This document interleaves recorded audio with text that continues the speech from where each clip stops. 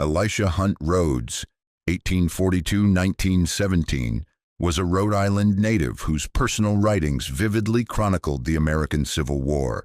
A descendant of Roger Williams, Rhodes became head of his family at just 16 after his father's tragic death at sea.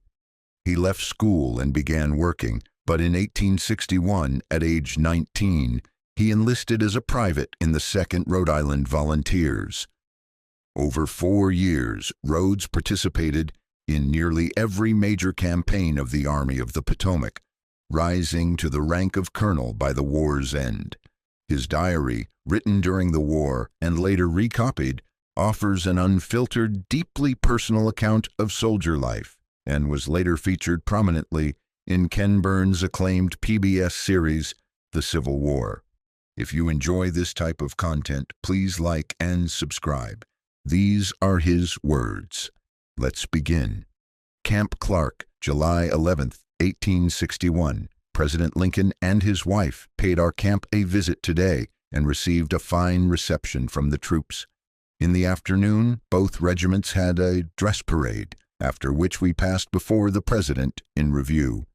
We begin to hear rumors of a movement by the Army, but we do not know much about it. I have taken my turn at guard duty and cannot say that I like sitting up nights. As I am a corporal, I do not have to stand guard or walk a beat. But as corporal, I have charge of one of the reliefs, which in our camp numbers 16 men, and I have to post them, as it is called, or march them to their beats. Every few minutes some sentinel will call out, "Corporal of the Guard, post number 1, or 2, or 16 as the case may be," and I have to take my gun and run down to his post and find out what is wanted. As we follow the line of sentinels, other corporals have to stop and give the countersign, which makes delays. Of course, there is no enemy near, but we are made to do duty the same as if the rebels were in Washington. I do not complain of this, for I want to know the whole duty of a soldier. July 16, 1861. We have orders to be ready to move, but where, no one can tell. Rations are being cooked, and we expect to march very soon. It begins to look warlike, and we shall probably have a chance to pay our Southern brethren a visit upon the sacred soil of Virginia very soon. Well, I hope we shall be successful and give the rebels a good pounding.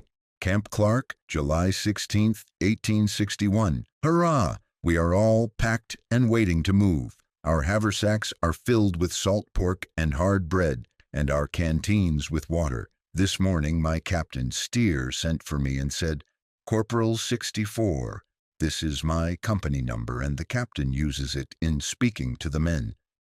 You are detailed to remain in camp with a guard to look after the tents and company property while the regiment is absent." I objected to this plan and finally told my captain that if he left me in camp, I would run away and join the regiment on the road as soon as it became dark. He tried to convince me that I was too slightly built to march, but I insisted that I would go, orders or no orders, and he finally told me to go to my tent and pack up my traps, and that he would detail another corporal to remain in camp. I packed up such things as I thought I should need, and left my treasures that have accumulated in the company chest. Our large felt hats with a blue cord and brass eagle were left in the first sergeant's tents. Just before the regiment moved, Captain Steer sent me with 2 privates to report to Colonel Slocum in great haste. We went up to headquarters on the run, and the colonel pointed to a citizen just outside of the camp and told me to arrest him. The man ran, and we ran, chasing him for at least a mile down New York Avenue towards the city. He ran up a flight of stairs on the outside of a house and entered the 2nd story. We followed him, but after searching the house thoroughly, we were obliged to return to camp without a prisoner. It appears that this man assaulted a little girl who was selling pies in camp, and when spoken to by the colonel, he fled the camp. On returning, I took my place in line, and we moved out into the street. Here we met the 2nd New Hampshire Volunteers and the 71st New York Militia, who, with the 1st and 2nd Rhode Island Regiments, are to form a brigade under the command of Colonel Ambrose E. Burnside of the 1st Rhode Island. A regular officer has joined our regiment. He is from Rhode Island and is the son of our surgeon, Francis L. Wheaton. His name is Frank Wheaton, and we understand that he is to be our lieutenant colonel. He is a handsome fellow and looks as if he would fight. We moved through Washington with crowds of people looking at us from the sidewalks and houses, and at last reached Long Bridge and crossed into Virginia. It is my first visit to the Old Dominion, and every object is of interest. At the head of the bridge on the Virginia side is a large fort called Fort Runyon. We saw several forts on the hills and soldiers in all directions. It was nearly dark when we crossed the river, so our march has been short. We camp at a little place called Annandale, and our regiment stacked arms in a large meadow. Rail fences were plenty, and we soon had fires burning and coffee cooking in our cups. The novelty of this scene interested me very much, and I enjoyed the evening sitting by the fire and speculating on what might happen on the morrow. As we have no tents with us, we lay upon our rubber blankets spread upon the ground and slept soundly. July 17th, 1861. I awoke this morning feeling a little stiff and with my clothes wet with dew. But the hot sun soon dried our blankets, and after taking breakfast on the contents of our haversacks, we moved out into the road and continued our march. Company D, Captain Steer, was detailed as flankers for the brigade, and while the troops marched in the road, we took the fields on the right of the column. It was a grand sight, the long line of soldiers with their bright gun barrels, with now and then a battery moving between two regiments. Our company marched in single ranks by the flank, with intervals of several paces between the men. We tried to keep the road in sight, but could not always do so, as we had to pass through several pieces of thick woods. On the way, we found an old railroad embankment, and I never saw blackberries more plentiful. We stopped and ate what we wanted, and then moved on. About noon, I left the line with two other men and went to the top of a hill where we saw, to our left and rear, a church spire and several houses. Believing it to be Fairfax courthouse, I called Captain Steer, who examined the country with his field glasses. The captain ordered the company to assemble and then formed a square. In this manner, we marched down the hill in the direction of the town and entered by a side street. As we entered the main street, we saw a number of knapsacks, which the rebels had thrown away, and our boys wanted to stop and examine them. But the captain made the company march on, and we were soon in the main street and in about the center of the village. We halted some minutes before we saw the head of the main column coming up the street. A rebel flag was flying from the courthouse, but none of our boys thought of taking it down until the regiment arrived. The flag was taken down by Andrew McMahon, Company A, 2nd Rhode Island Volunteers. Here we joined our regiment again, and Company D went into camp in the yard of the mansion formerly occupied by the rebel General Beauregard. I found a subsistence return, which gave the number of men and when rations were issued the day before. I gave this to Captain Nelson Vial, and he sent it to General Hunter. Some of the men tried to enter the houses, but the officers soon put a stop to this, though not before a piano was broken up and taken into the yard.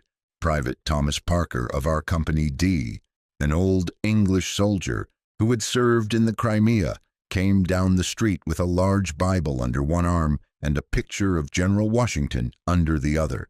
Captain Vial saw him and sent him back to the house and made him restore them. The only thing that I took was an old rooster, and I had a lively time catching him. I chased him about the yard until he ran under a corn crib. Leander Shaw, a private in our company, went under the crib on his hands and knees and passed him out. We killed him and took off his feathers in great haste. At night, I put him in a kettle and agreed to watch while he cooked. As I had no salt, I could only add hard bread to the mess, and sometime late in the night, I awoke my chum, Fred A. Arnold, and a few others, and we tried to eat him, But he was tough, and we had to give it up. And I lay down near a fence for a little sleep, satisfied that I knew very little about boiling roosters. July 20th, 1861. Today, we left Fairfax Courthouse and encamped a few miles beyond, near Centerville. Here we built shelters with pine and cedar boughs and called the camp Bush Camp. Here we have heard our first hostile shot, and we wonder what is to follow. July 21st, 1861. About 2 o'clock this morning, we left Bush Camp and, marching down the hill through Centerville, found the woods obstructed by wagons and troops that had failed to start on time. Soon the second left the main road and struck off to the right, through a wood path that had been much obstructed. As we led the brigade, the task of clearing the road fell to us, and hard work we found it. About 9 o'clock in the forenoon, we reached Sudley Church, and a distant gun startled us, but we did not realize that our first battle was so near at hand. We now took a side road that skirted a piece of woods and marched for some distance, the men amusing themselves with laughter and jokes, with occasional stops for berries. On reaching a clearing separated from our left flank by a rail fence, we were saluted with a volley of musketry, which, however, was fired so high that all the bullets went over our heads. I remember that my first sensation was one of astonishment at the peculiar whir of the bullets, and that the regiment immediately lay down without waiting for orders. Colonel Slocum gave the command, "By the left flank, march," and we commenced crossing the field. One of our boys, by the name of Webb, fell off the fence and broke his bayonet. This caused some amusement, for even at this time we did not realize that we were about to engage in battle. As we crossed the fence, the rebels, after firing a few scattering shots, fled down a slope to the woods. We followed to the brow of the hill and opened fire.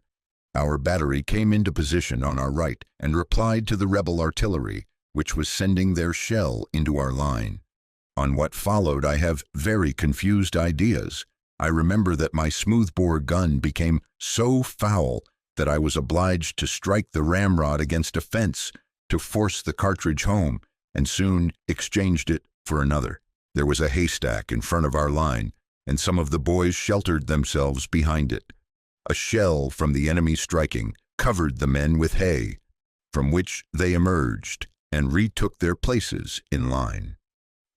About this time, Private Thomas Parker of Company D captured a prisoner, a member of the Louisiana Tiger Regiment, and as he brought him back to the line, was spoken to by Colonel Slocum. Colonel Slocum had crossed a rail fence in our front and had advanced nearer to the brow of the hill than the line occupied by the regiment. As he returned and was in the act of climbing the fence, he fell on the side next to the regiment. I, being the nearest man to him at the time, raised him up, but was unable to lift him from the ground. Calling for help, Private Parker dropped his gun and came to my assistance. Together we bore him to a small house to the left of the line, and laying him upon the floor sent for Colonel Burnside, Surgeon Francis L. Wheaton, and Chaplain Thorndike Jameson, who all arrived in a few moments, a lull in the fight having occurred. Chaplain Augustus Woodbury and Assistant Surgeon James Harris of the 1st Rhode Island Detached Militia were already in attendance. With the sponge from my cap, I washed the blood from his head and found that the bullet had plowed a furrow from rear to front through the top of his head, but had not lodged. His ankle was also injured, having 2 wounds upon it.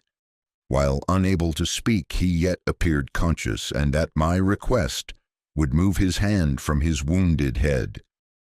When it was decided to place the colonel in an ambulance, I took the door from its hinges with my gun screwdriver and assisted in carrying him on this door to the ambulance.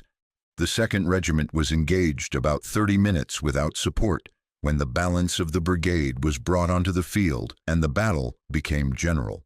The 8th Georgia Regiment was in our immediate front and received the benefit of our fire. Shot and shell were continually striking in or near our line, and the troops became much scattered. Losing my own company, I joined Company F under command of Lieutenant William B. Sears and remained with them until the battle ceased, and we withdrew to replenish our ammunition. About 3 o'clock in the afternoon, the enemy disappeared in our front, and the firing ceased. We considered that a victory had been won. The wounded were cared for, and then orders came for us to retire to a piece of woods in our rear and fill our boxes with ammunition. We found the 1st Rhode Island in the woods, with arms stacked and some of the men cooking. I met friends in the 1st Regiment and congratulated them on our victory, little expecting the finale of our day's fighting. The firing, which had gradually receded, now seemed to be nearer, and soon a shell fired into the woods told us that the enemy had returned to combat. I cannot explain the causes of what followed. The woods and roads were soon filled with fleeing men, and our brigade was ordered to the front to cover the retreat, which it was now evident could not be stopped. Lieutenant Colonel Frank Wheaton, who, on the fall of Colonel Slocum, had assumed command, posted the regiment to the left of our first position and behind a fence.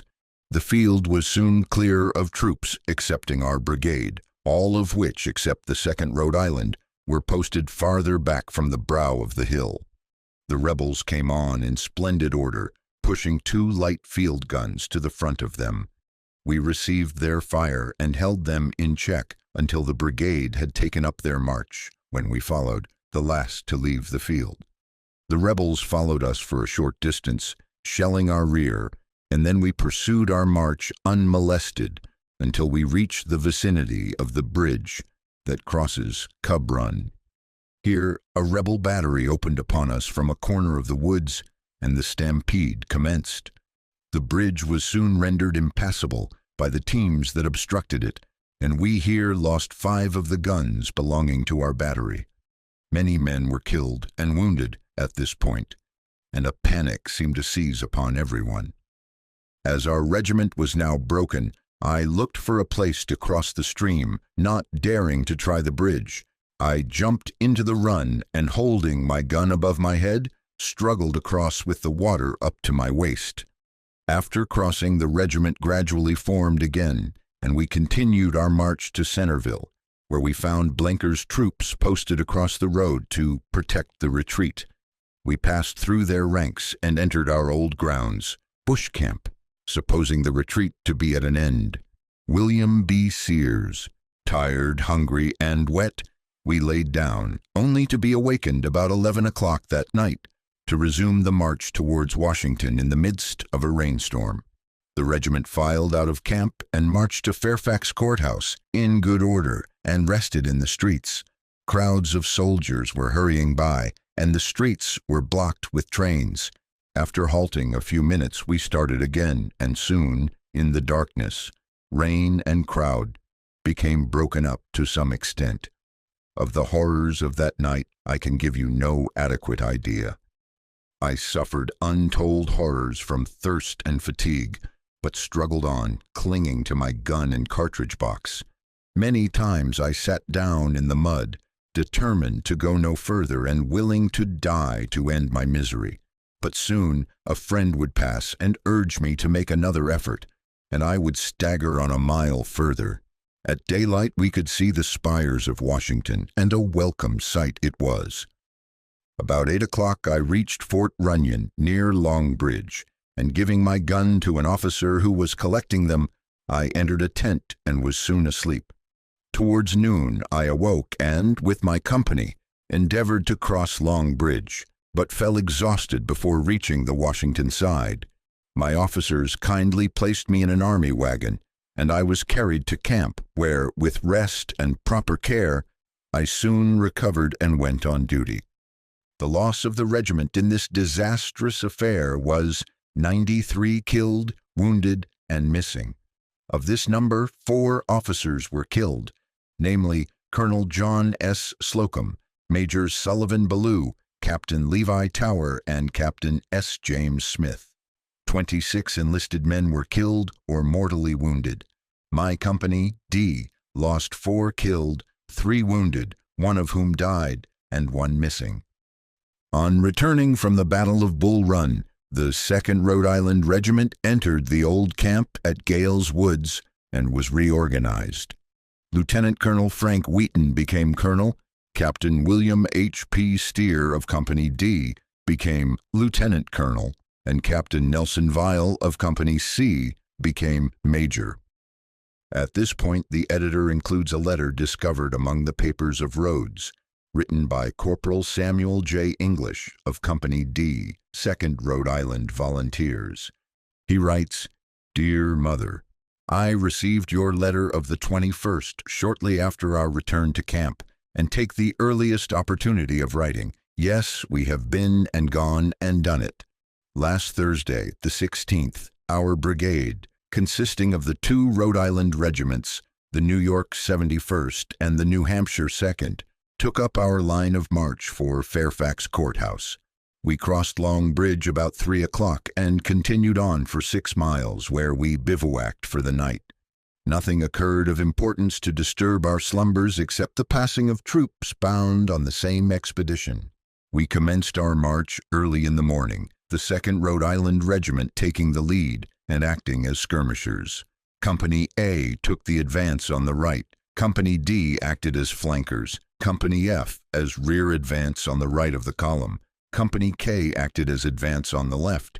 Company C as flankers, and Company G as rear guard. I cannot state exactly the strength of our forces at the time, but should judge there were 7,000 or 8,000, including 1,500 cavalry and 2 batteries of artillery, with 2 howitzers belonging to the New York 71st Regiment. When within half a mile of the village of Fairfax, word was sent that the rebels' battery was directly in our line of march.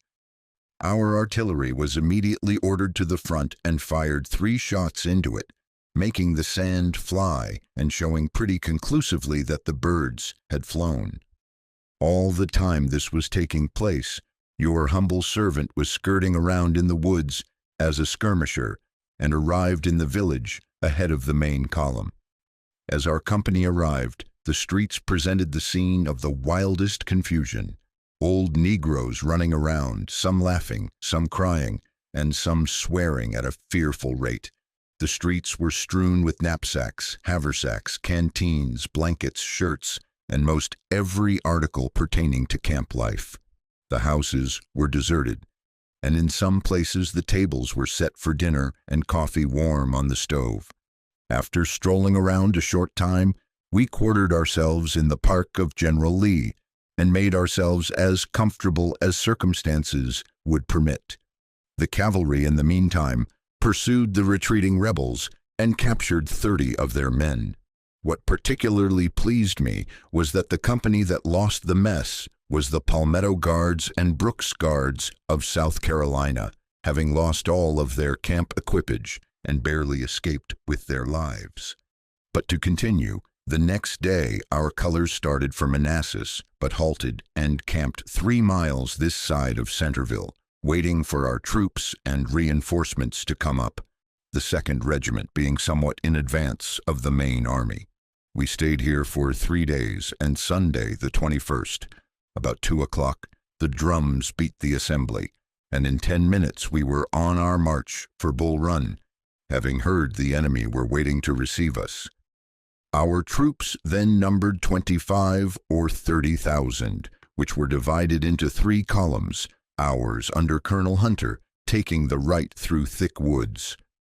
About 11 o'clock, as our pickets were advancing through the woods, a volley was poured in upon them from behind a fence, thickly covered with brush. The pickets, after returning the shots, returned to our regiment, and we advanced at double quick time, yelling like so many devils.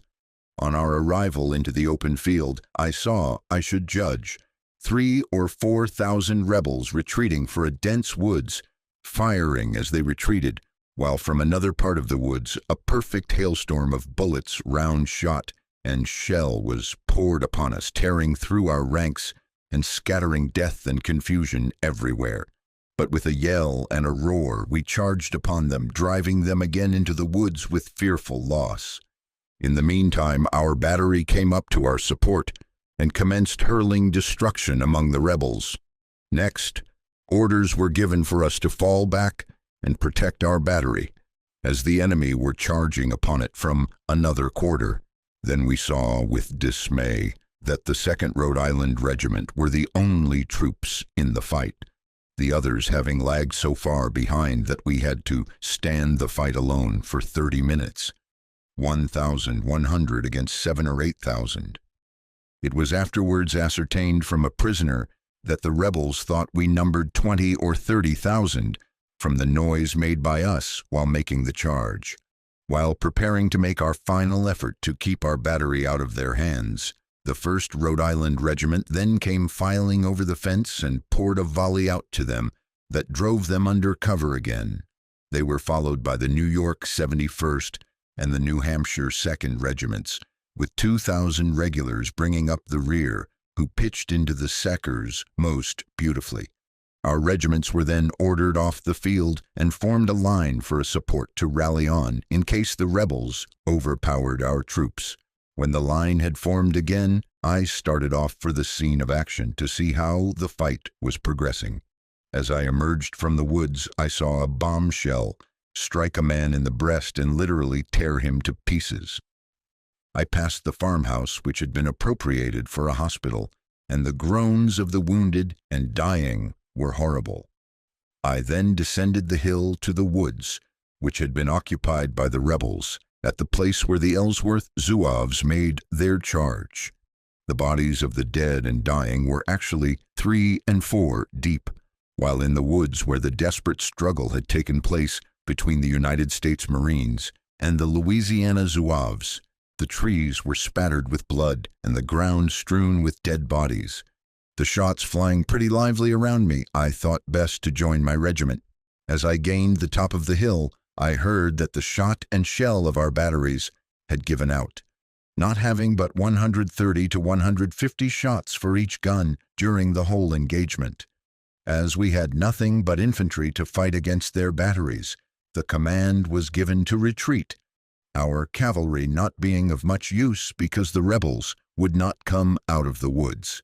The Rhode Island regiments, the New York 71st, and the New Hampshire 2nd were drawn into a line to cover the retreat, but an officer galloped wildly into the column crying, "The enemy is upon us!" And off they started like a flock of sheep, every man for himself and the devil take the hindmost, while the rebels' shot and shell fell like rain among our exhausted troops. As we gained the cover of the woods, the stampede became even more frightful, for the baggage wagons and ambulances became entangled with the artillery and rendered the scene even more dreadful than the battle, while the plunging of the horses broke the lines of our infantry and prevented any successful formation out of the question. The rebels, being so badly cut up, supposed we had gone beyond the woods to form on for a fresh attack, and shelled the woods for a full 2 hours, supposing we were there, thus saving the greater part of our forces. For if they had begun an immediate attack, nothing in heaven's name could have saved us. As we neared the bridge, the rebels opened a very destructive fire upon us, mowing down our men like grass, and caused even greater confusion than before. Our artillery and baggage wagons became fouled with each other, completely blocking the bridge, while the bombshells bursting on the bridge made it rather unhealthy to be around. As I crossed on my hands and knees, Captain Smith, who was crossing by my side at the same time, was struck by a round shot and completely cut in two. After I crossed, I started up the hill as fast as my legs could carry me and passed through Centerville and continued on to Fairfax, where we arrived about 10 o'clock, halting about 15 minutes, then kept on to Washington, where we arrived about 2 o'clock Monday noon, more dead than alive, having been on our feet 36 hours without a mouthful to eat and traveled a distance of 60 miles without 20 minutes halt. The last 5 miles of that march was perfect misery, none of us having scarcely strength to put one foot before the other. But I tell you, the cheers we received going through the streets of Washington seemed to put new life into the men, for they rallied and marched to our camps, and every man dropped on the ground, and in one moment the greater part of them were asleep. Our loss is estimated at 1,000, but I think it greater. The rebels' loss from 3 to 5,000. Editor's note: the letter ends here, crowded at the very bottom of the page, without a signature. It appears to be complete. What follows is a set of 10 handwritten pages, unsigned, titled Historical Notes on First Bull Run, accompanied by a note stating it was found among the papers of Governor William Sprague, September 9th, 1892. On Saturday, the 21st of July, the Secretary of War visited the several camps at Centerville, and in company with General McDowell and staff and Governor William Sprague, reviewed the division under the command of Colonel K. The Secretary intended to have remained in camp overnight, but being informed by Governor Sprague, who, with others, had reconnoitered the enemy, that their number, as near as it could be ascertained, amounted to at least 75,000 men, supported by batteries to such an extent that their position was almost impregnable, he deemed it necessary to return immediately to Washington and send forward at once the 15 reserve regiments. This was necessary in order to support the main body, then about to move to Manassas. General McDowell heartily thanked the governor for his information, saying at the time he was very glad the Secretary of War had learned the facts on the ground from him. Otherwise, the Secretary would have told him, "McDowell, you want everything." In the evening, the commanders of divisions and brigades assembled at General McDowell's quarters to learn the orders for the ensuing day. They were read at 10 o'clock, and the various commands instructed to move forward the next morning and commence the attack without waiting for reinforcements. No comments were made when the orders were read, the commandants present merely inquiring as to the position which each was to assume. The several divisions were directed to move forward at 2:30 o'clock. While one division was to threaten the battery of the previous day's battle, another, under Tyler, was to engage the batteries on the Washington Turnpike, but with positive orders not to cross. Hunter's division was to move in the rear of Tyler's, his march supposed to be masked by that column, then to the right across Cub Run, through the woods to a ford some 7 or 9 miles up Bull Run. Crossing the run, they were to attack the enemy in the rear and get between them and Manassas Junction. This important and perilous duty devolved upon Colonel Hunter's division. It consisted of 2 brigades, Colonel Burnside's containing the 1st and 2nd Rhode Island regiments, with the 2nd battery of 6 pieces of rifled cannon, the 2nd New Hampshire and 71st New York, making some 3,500 men, and Colonel Porter's brigade, about the same number of men, consisting of regulars, marines, cavalry, and a battery of artillery, both brigades amounting to about 7,000 men. They marched promptly without waiting for breakfast at 2:30 o'clock, but were afterwards delayed 1 or 2 hours by Tyler's brigade. 2 shots were heard in the direction of Tyler's column after we had marched some 2 miles. These were the only shots the divisions engaged in battle heard from him, although he was expected to engage the enemy. 1 company of skirmishers under Captain Dyer of the 2nd Rhode Island Regiment was thrown out, and during the march to Bull Run, no halt was made excepting that required to keep the skirmishers in advance. At the run, the skirmishers were increased to 5 companies, all taken from the 2nd Regiment. Several civilians were taken, but though in the immediate vicinity of the enemy, could give us no information concerning them. They were greatly alarmed for their safety. A black man, being interrogated as to their number at this crossing, replied that there were 35,000. Governor Sprague and Captain Woodbury then went forward to reconnoiter, but could learn nothing. 2 volleys of musketry were heard in the distance, and soon after, Colonel Porter of the 2nd Brigade, who was in advance, returned to Colonel Hunter and reported the enemy in front. In the meantime, The division had been advancing, and our skirmishers, engaging those of the enemy, drove them from the woods. Colonel Slocum gallantly led into action the balance of the 2nd Regiment, 5 companies which had been posted on the left, in an open space formed by the woods. No position being assigned the battery, Governor Sprague posted it on the right of the 2nd Regiment. The cavalry were posted on the road, on a line with the regiment and battery, but about 1/4 or 1/2 a mile distant. Colonel Hunter, being wounded, left the field in charge of Colonel Porter, he being the senior officer then on the field. General McDowell was in the column on the field. The 2nd Regiment and battery were exposed to the whole fire of the enemy for nearly half an hour.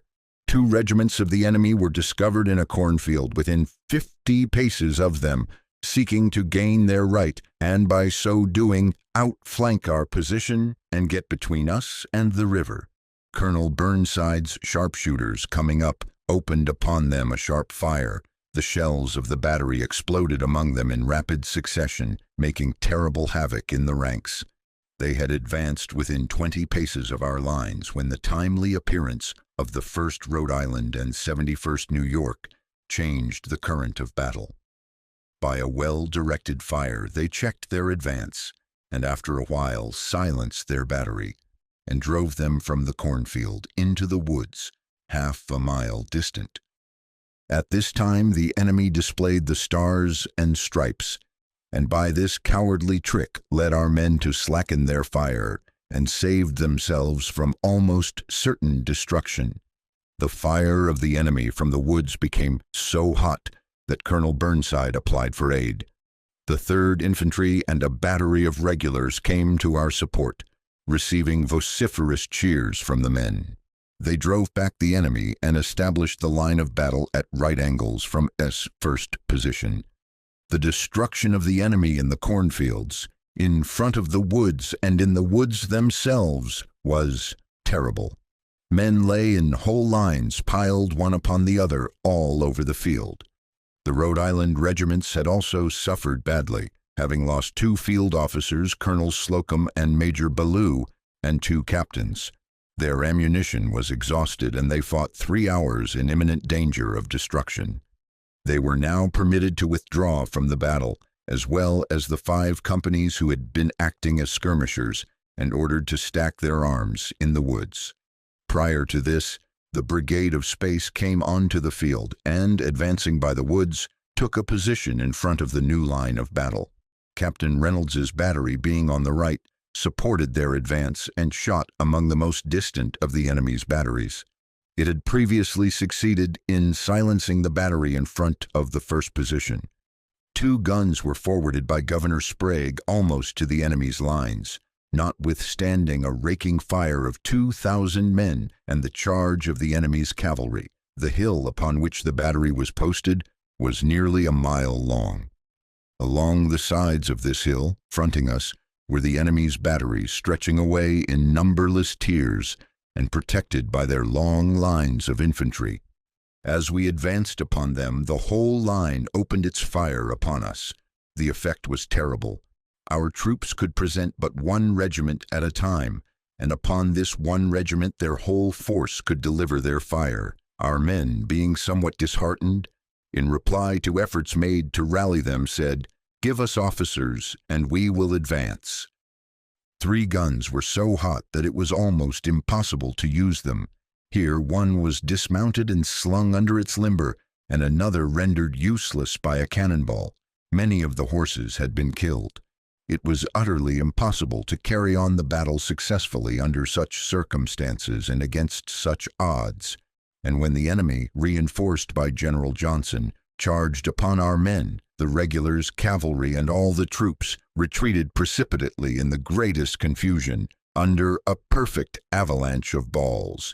The panic-stricken crowd cut loose the horses and, mounting them, fled from the field. Word had been passed by Governor Sprague to prepare the Rhode Island regiments to cover any retreat that might be made. They were already drawn up in line, but were repeatedly broken by the frantic flight of the other troops. Their muskets, which they had stacked in the woods, were overturned, and everything was in the greatest disorder. The two regiments were marched slowly from the field, covering as well as they could the panic-stricken multitude. As Colonel Burnside led them from the field, he opened an effectual fire upon the enemy. One gun only was brought from the field. Governor Sprague, being with the rear guard, making every effort to rally the troops, was not aware of the condition of his guns until the retreat from Centerville. The two regiments might have saved them, but the horses being stolen or disabled, they could not have carried them to Washington. Governor Sprague sent forward a guard to show the way to Centerville. The enemy did not follow our retreat. When within 2 miles of the road, in an open space, the enemy poured in upon us from an eminence to the right, a raking fire. The troops sought shelter in the woods at the left, and were finally led into the road which they had left in the morning. Here again the enemy opened fire upon us. This was very destructive. We had expected to meet here the reserve, ready to protect us. Everything was in confusion.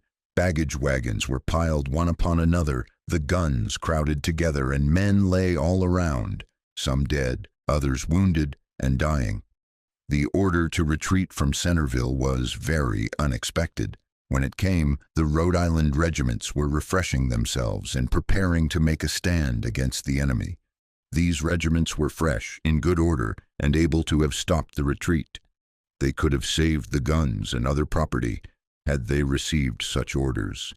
The enemy's forces were so placed that they could deliver their whole fire from 30 regiments without exposing but one front. Their batteries were planted on the side of a hill in the shape of a cone, each supported by infantry, and it was utterly impossible with the force at our disposal. Probably not more than 4,000 engaged in the fight at any one time. Had the enemy been more active and brave, few of our men would have escaped to tell the sad tale of the fight. That concludes the second part of the story. Thank you very much for listening. Please subscribe for more episodes and leave a comment.